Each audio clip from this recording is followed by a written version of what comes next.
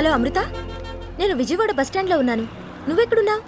Late అవుతుందని నేను హోటల్కి వచ్చేసాను. నువ్వు కూడా ఇక్కడికి వచ్చేసాయి, కలిసి వెళ్దాం. ఓకే. ఎక్స్క్యూజ్ మీ, చెప్పండి మేడం. రూమ్ నెంబర్ 317 ఎక్కడండి? 3rd floor right side. Thank you so much.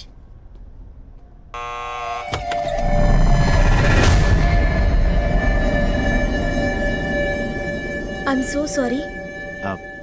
మీరు అమృత ఫ్రెండ్ అండి? అవును, మీరు? నేను అమృత వాళ్ళ బ్రదర్ని. తను ఫ్రెష్ అవుతుంది. మీరు వస్తారని చెప్పిందండి. లోపలికి రండి. కావాలంటే నేను బయట వెయిట్ చేస్తాను, మీరు రండి. పర్లేదు. Please come.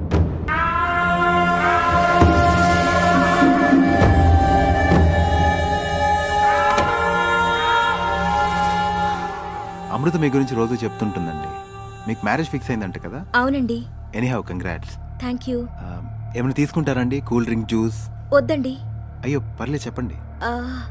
కొంచెం వాటర్ ఇవ్వండి. Yeah okay.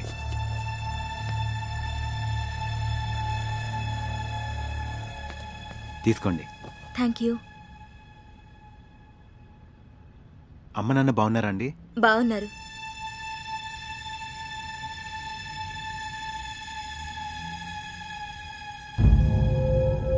స్వప్న? స్వప్న ఏమైంది? కొంచెం తల తిరుగుతున్నట్టు అనిపిస్తుంది. అయ్యో ఓకే.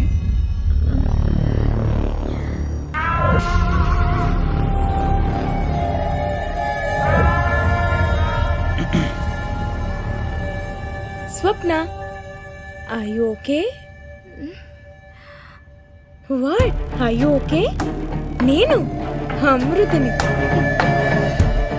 చూడు, నన్ను చూడడానికేగా వచ్చావు.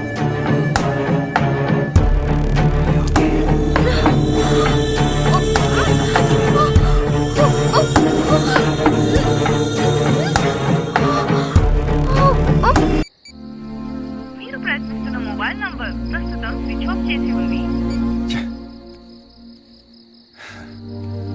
స్విచ్ ఆఫ్ అని వస్తుంది. హ, అసలు నీకు బుద్ధుందా? పెళ్లి కుదిరిన అమ్మాయిని ఒంటరిగా పంపిస్తావా? హ?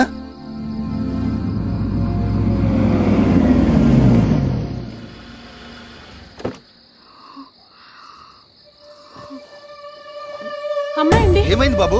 ఏమైంది అమ్మాయికి? లోపల తీసుకెళ్ళండి. ఏమైంది? స్వప్న, స్వప్న ఏమైందమ్మా? కూర్చో. ఎవరు బాబు నువ్వు? ఇన్నాళ్ళు మీ అమ్మాయితో ఫేస్బుక్లో చాటింగ్ చేసిన అమృత నేనే. షాక్ అయ్యారా?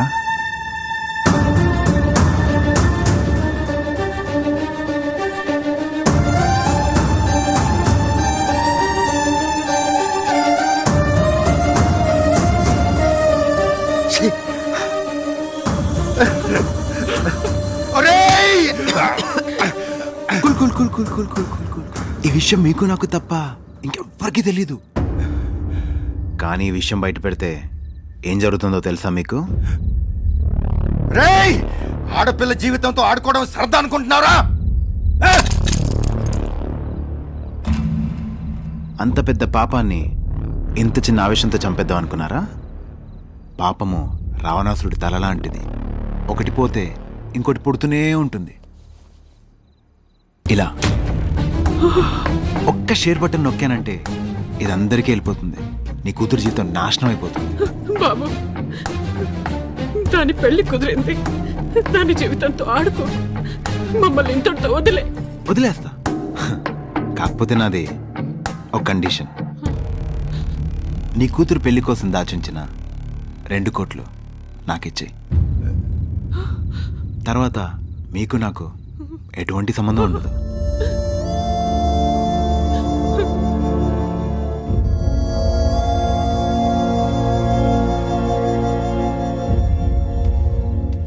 ఓపెన్ చెయ్యి.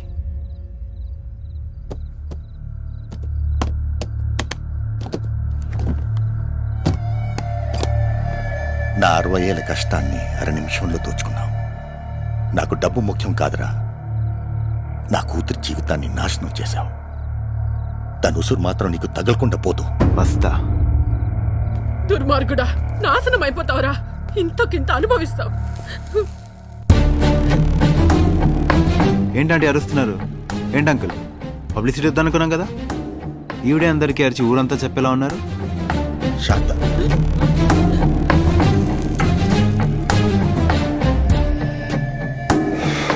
నేను మాట మీద నిలబడదాం అనుకున్నాను, కానీ నీ కూతురందం నన్ను మాట తప్పేలా చేస్తాను.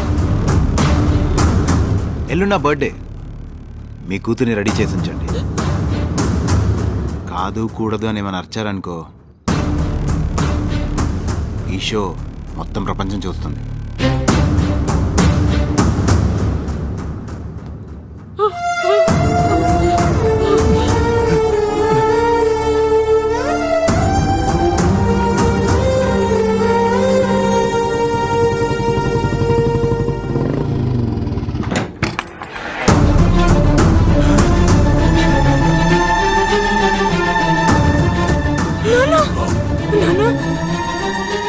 నాన్న ఏమైంది నాన్న?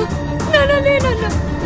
అక్క, అయ్యో దేవుడా, అక్క ఏమైంది అక్క? అమ్మా, అమ్మా, అమ్మా, ఎంత పని చేసినా అమ్మా.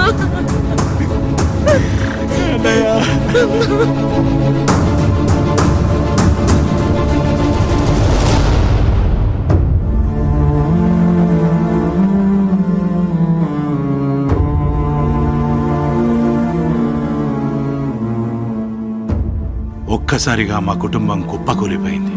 ఒక్క రోజులో మా జీవితాలు తలకిందులయ్యాయి.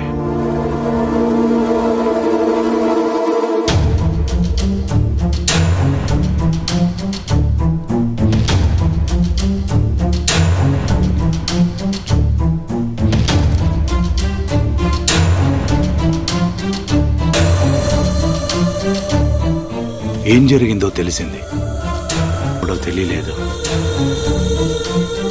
వీడియోలో ఉన్న టేబుల్ క్యాలెండర్ని బట్టి ఆ హోటల్కి వెళ్ళి సీసీ కెమెరా ఫుటేజ్ని చూస్తే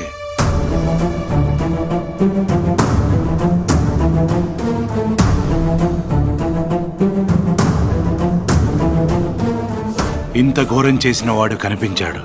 హోటల్లో దిగినప్పుడు వాడిచ్చిన పేరు, అడ్రస్ అన్నీ తప్పని తెలిసింది.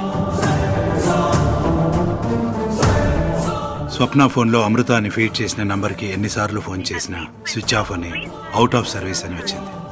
ఫేస్బుక్ సెర్చ్లో అమృత పేరు మీద ఉన్న ఫోన్ నంబర్ ఎంటర్ చేస్తే ఆ ప్రిన్స్ గాడి అకౌంట్ ఓపెన్ అయింది. కానీ అందులో లివ్స్ ఇన్ హైదరాబాద్ అని తప్ప వాడి అడ్రస్ కానీ వాడికి సంబంధించిన ఏ ఇన్ఫర్మేషన్ కానీ తెలియలేదు.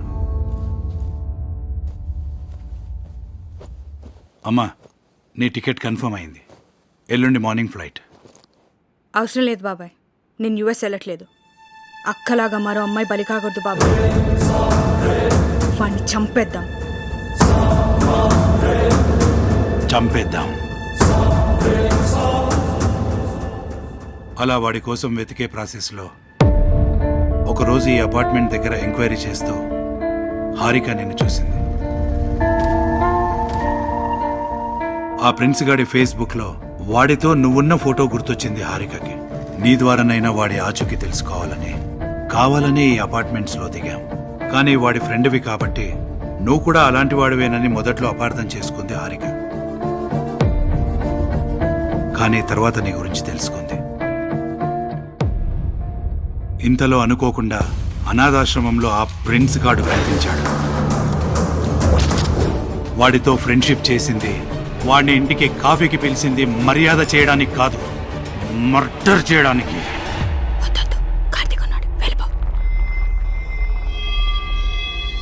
నువ్వు రావడం వల్ల ఆ రోజు బ్రతికిపోయాడు. రెండోసారి హారిక బర్త్డే రోజే వాడు చావాల్సింది, కానీ మిస్ అయ్యాడు. మూడోసారి ప్లాన్ చేసిన యాక్సిడెంట్లో వాడు చచ్చాడని అనుకున్నాం. కానీ పాపి చిరాయు అన్నట్టు వాడు మళ్ళీ బ్రతికి బయటపడ్డాడు. ఈసారి హాస్పిటల్ నుంచి డిశ్చార్జ్ అవ్వగానే చంపేద్దామని డిసైడ్ అయ్యాం. హారిక వాడికి పగతోటే దగ్గరైంది, కానీ ప్రేమతో కాదు. నువ్వు బాధపడుతున్న విషయం తనకి తెలుసు, కానీ జరిగిన విషయం నీతో చెప్పలేక తనెంత నలిగిపోతుందో నాకు తెలుసు. ఎప్పటికీ హారిక మనసులో ఉండేది నువ్వే.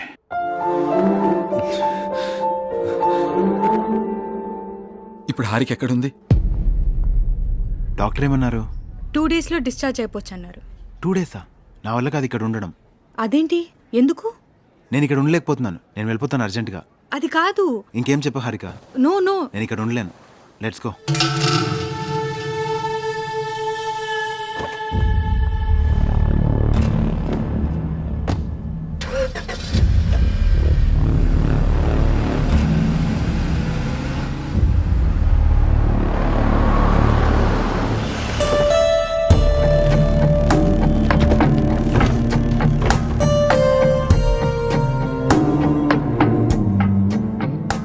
Excuse me, yes sir. Prince అనే పేషెంట్ని వేరే రూమ్ షిఫ్ట్ చేశారా? లేదండి, వాళ్ళు ఇప్పుడే డిశ్చార్జ్ అయి వెళ్ళిపోయారు. హారికకు ఫోన్ చేద్దాం.